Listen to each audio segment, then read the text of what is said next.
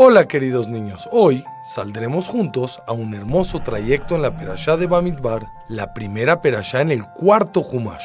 Esta Perashá ocurrió en el desierto de Sinai, el primero del mes de Iyar, en el segundo año desde que salieron de Mitzrayim.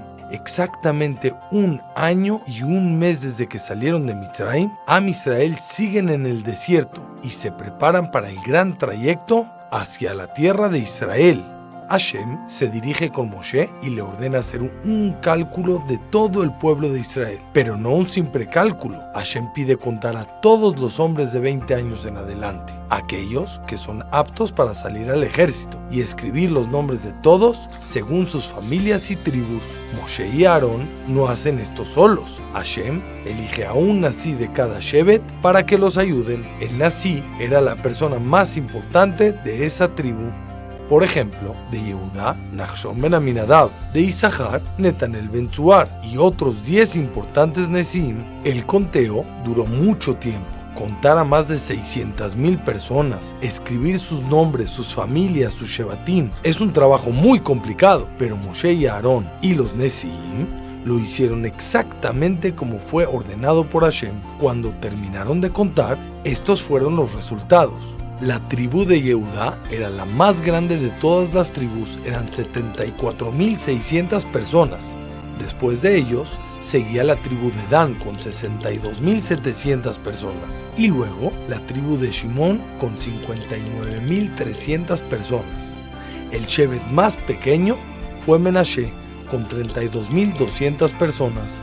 En total, 603,550 hombres de 20 años en adelante, y eso solamente eran los hombres adultos. Si agregamos a las mujeres, niños y ancianos, sale que Am Israel eran más de 2 millones de personas, un enorme pueblo que salió de Egipto y atravesó el desierto. Ahora llega la parte verdaderamente interesante. Hashem le enseña al pueblo de Israel cómo organizarse en el Mahané, en el campamento. No es tan simple organizar a tanta gente. Hashem decide que el Mishkan, la carpa tan especial donde reposa la Shejinah, debe de estar en el centro del Mahané. Alrededor del Mishkan estarán los Leviim y alrededor de ellos el resto de los Shevatim. Los Shevatim se dividen en 4 campamentos, cada campamento hacia otro lado. En el este, Mahané Yehudá, junto con él estaba Shevet Isahar y Shevet Zebulún. En total eran en el Mahané de Yehudá 186,400 personas.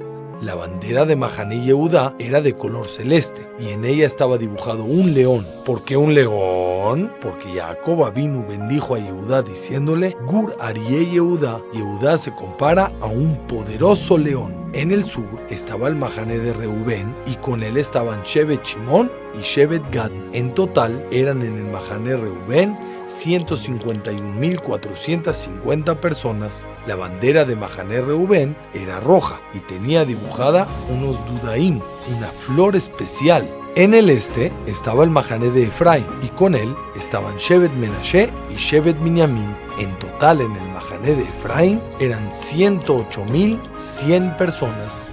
La bandera de Mahané de Efraín era negra con la figura de un toro, ya que Moshe bendijo a Yosef, el papá de Efraín y Menashe, diciéndoles: Bejor Shoró Hadar Lo. Y en el norte estaba el Mahané Dan, y con él estaba Shevet Asher y Shevet Naftali. En el Mahané Dan eran en total 157,600 personas. La bandera de Mahané Dan era azul y blanca, y tenía dibujada una serpiente, porque Jacob bendijo a Dan comparándolo a una serpiente y diciéndole: Yehi Dan Nahash ale derech. ¿Y qué hay de la tribu de Leví? Les voy a contar que ellos no fueron contados junto con todo el resto de los Shevatim. ¿Y por qué? Porque Shevet Leví tienen un rol especial. Ellos le sirven a Hashem en el Mishkan. Hashem le dice a Moshe que los Levíim no saldrán a la guerra como los demás Shevatim. En vez de eso, ellos serán los encargados del Mishkan, cargarlo cuando caminaban, armarlo cuando paraban y cuidar de él. Hashem ordena contar al Shevet Leví por separado y de forma diferente, desde los que tenían un mes en adelante y no desde los 20 años como el resto de los Shevatim. Los Levíim también están divididos en 3 familias. Los hijos de Gershom, ellos eran 7,500 y acampaban al oeste del Mishkan. Los hijos de Kehat eran 8.600 y acampaban al sur del Mishkan. Los hijos de Merari eran 6.200 y acampaban al norte del Mishkan. Cada uno de ellos estaba encargado de llevar las diferentes partes del Mishkan. Los hijos de Gereshón estaban encargados de las yeriot y los kelaim, que son las telas y cortinas. Los hijos de Kehat cargaban los utensilios como el arón, la menorá, el shulchan y los mizbejot. Los hijos de Merari se encargaban de los kerashim, los tablones, berijim, los travesaños, los adanim, que son las bases, y son las partes más pesadas del Mishkan. Moshe, Aarón y sus hijos acampaban hacia el oeste del Mishkan, enfrente de su entrada. En la Perashá también es mencionada la mitzvah de Pidión Bejorot, hacerle pidión a los primogénitos. Hashem le dijo a Moshe que eligió a los Leviim en vez de los Bejorim. Cada Bejor, que es el primer hijo que le nace a la mamá, tenía que haber trabajado en el Mishkan, pero ahora los Leviim lo harán por ellos. Entonces Hashem ordena contar a todos los primogénitos y salió que habían 22.273, y ya que solamente habían 22.000 Leviim, sobraban 273 primogénitos. Entonces Hashem ordenó que cada uno de esos 273 primogénitos tiene que pagar 5 shekalim a Aarón y a sus hijos. ¿Y cómo funcionaba la travesía en el desierto?